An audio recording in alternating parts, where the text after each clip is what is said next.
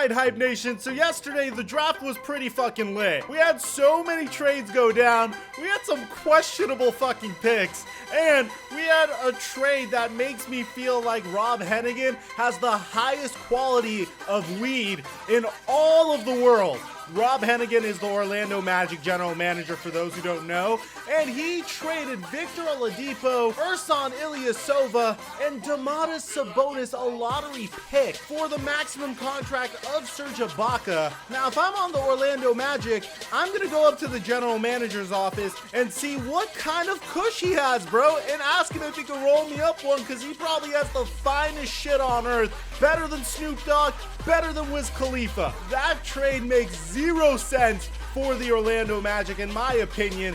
Why would you give up Victor Oladipo, who's one cheaper? I guess he may be a restricted free agent next year and you don't want to bring him back. Ersan Ilyasova was chump change, but he's still a solid role player at the very least. And then on top of that, you give him a lottery pick. It's just Serge Ibaka isn't worth all that much, which is the problem with this trade. Now, another thing that happened, my Lakers drafted Brandon Ingram with the number 2 overall pick. There's a video on that yesterday if you guys didn't take a look at that. I'm really happy about my Los Angeles Lakers draft. I don't think Brandon Ingram is going to be like the next coming of LeBron James this year, and I don't think the Lakers are ready for playoff contention, but as a Laker fan, I'm just happy that I could watch Laker games and be a little bit more excited for the future. Now, on to free agency. Kevin Durant apparently is really intrigued by the Golden State Warriors. Personally, I think he should stay with the Thunder for 1 year and see how things play out, because that way, if Westbrook leaves, he gave the Thunder another chance to retool this team around he and Westbrook. I know Kevin Durant doesn't really want to go to the New York Knicks, contrary to what Phil Jackson's really telling Derrick Rose right now. But if you ask me, at the end, KD is a 50-50 shot. He's either staying with OKC or he's going to Golden State. And finally, as a Laker fan, yo, Celtics fans, hold this fucking L for this draft, man. That draft was awful. That draft was horrible.